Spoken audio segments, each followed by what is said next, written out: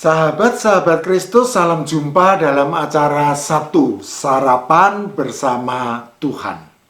Adapun menu sarapan hari ini diambil dari Yakobus pasal 4 ayat 17. Jadi jika seorang tahu bagaimana ia harus berbuat baik, tetapi ia tidak melakukannya, ia berdosa. Tararahu, tararahu, tahu bulat digoreng dadakan, 500-an raos pisan.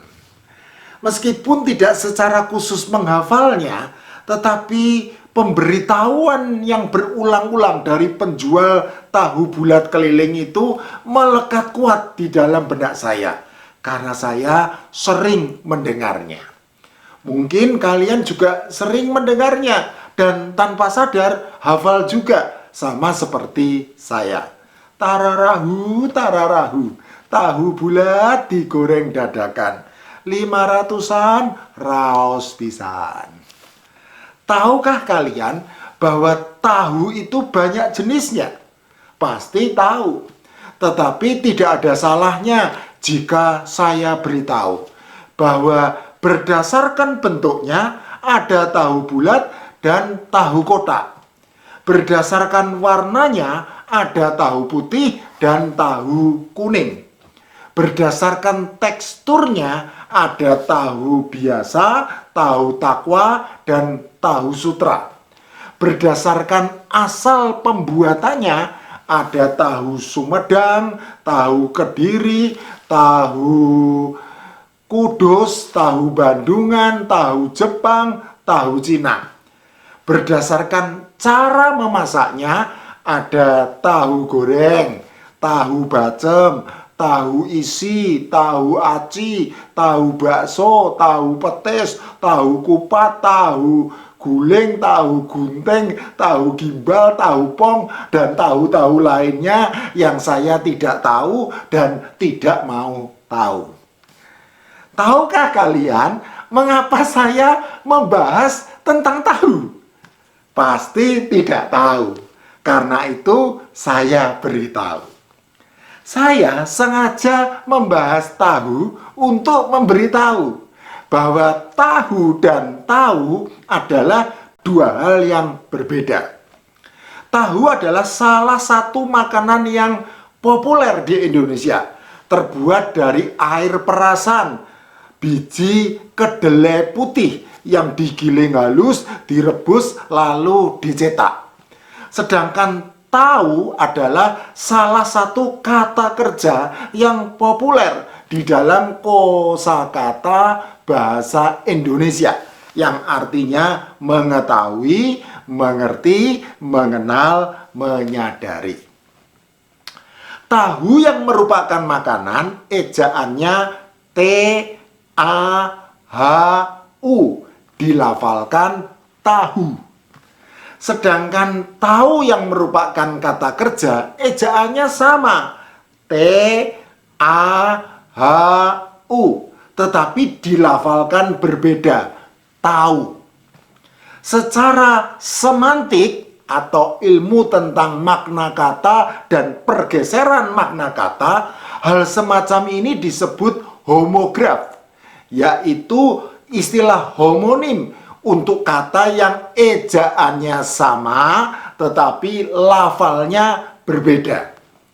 Tanpa saya beritahu, kalian pasti tahu bahwa untuk membedakan tahu dan tahu harus melihat konteksnya di dalam suatu kalimat.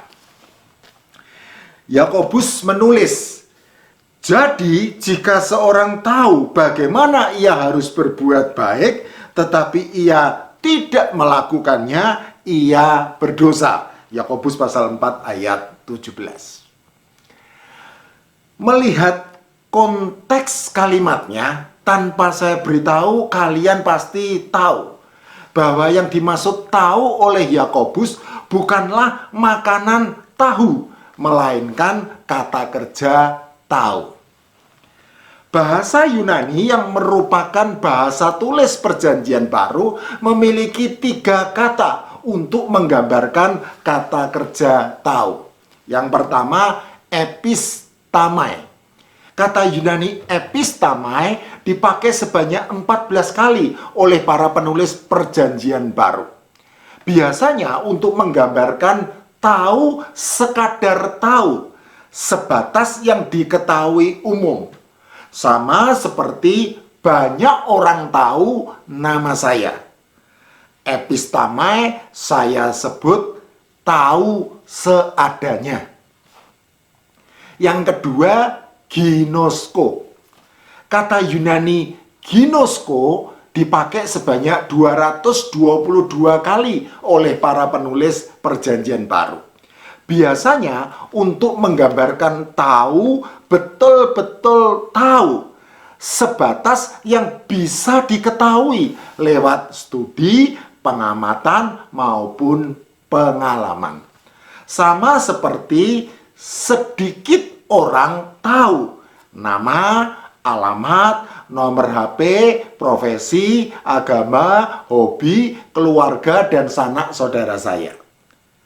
Ginosko saya sebut tahu apa adanya. Yang ketiga, oida. Kata Yunani oida dipakai sebanyak 318 kali oleh para penulis Perjanjian Baru. Biasanya untuk menggambarkan tahu apa saja, sampai ke seluk-beluk bagaimananya. Sama seperti orang-orang tertentu tahu bagaimana adat, tabiat, dan jalan pikiran saya. Oida saya sebut tahu ada apanya. Dalam menu sarapan hari ini perlu diketahui bahwa Yakobus tidak memakai kata epistamai. Tahu sekedar tahu harus berbuat baik. Yakobus juga tidak memakai kata ginosko. Tahu betul-betul tahu harus berbuat baik. Melainkan Yakobus memakai kata oida. Tahu betul-betul tahu bagaimana harus berbuat baik. Jikalau kita melihat konteks dekatnya, maka kita tahu bahwa kata jadi yang dipakai Yakobus merangkum contoh yang telah ia berikan pada ayat sebelumnya, ayat 13 sampai 16. Menjadi suatu kesimpulan bahwa orang yang oida tahu betul-betul tahu bagaimana pentingnya hidup mengandalkan Tuhan, tetapi ia tidak melakukannya. Bahkan dengan sombongnya hidup mengandalkan diri sendiri, maka orang itu berdosa.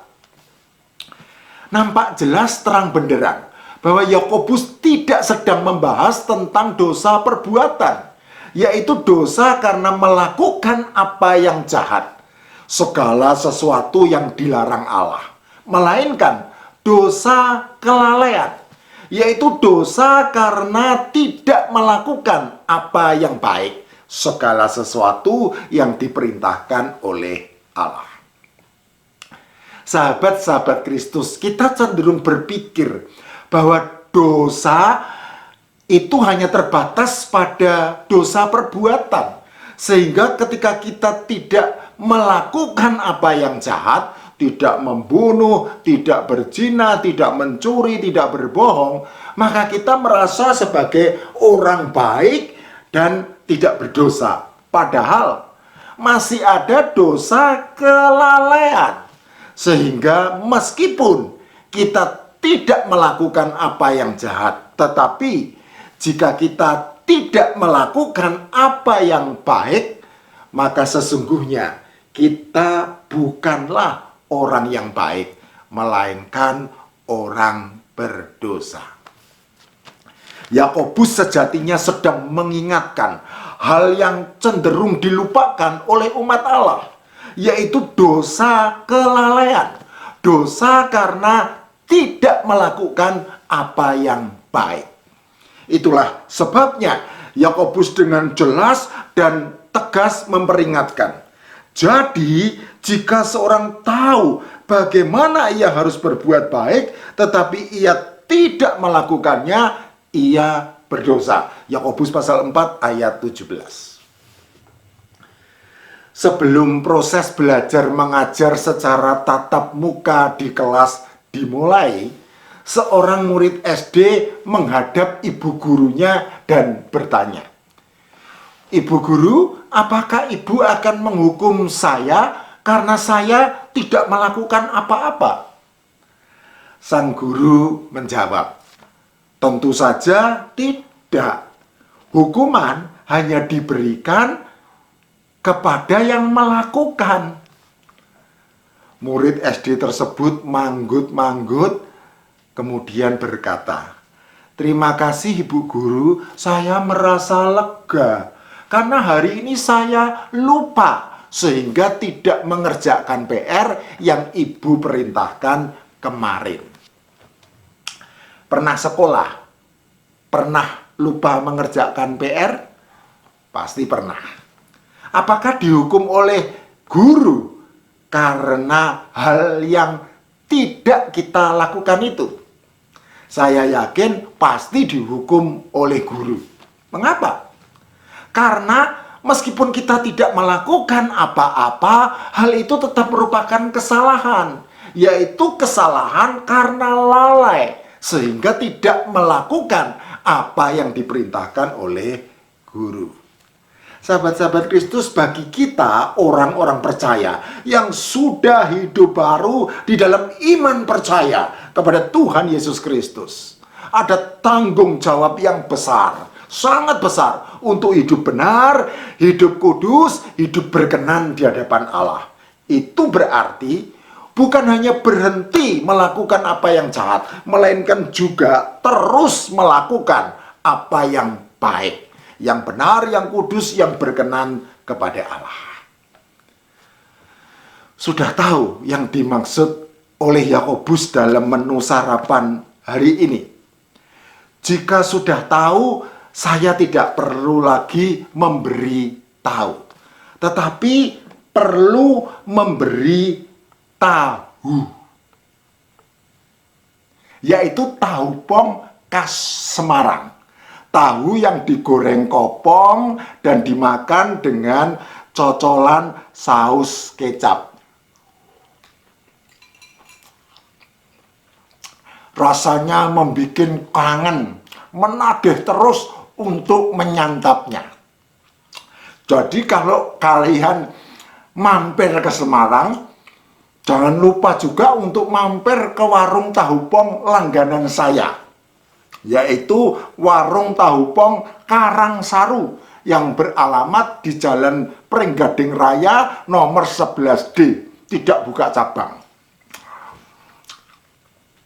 Tararahu, tararahu, tahu pong digoreng kopong, dicocol saus kecap, raos pisan. Mau tahu?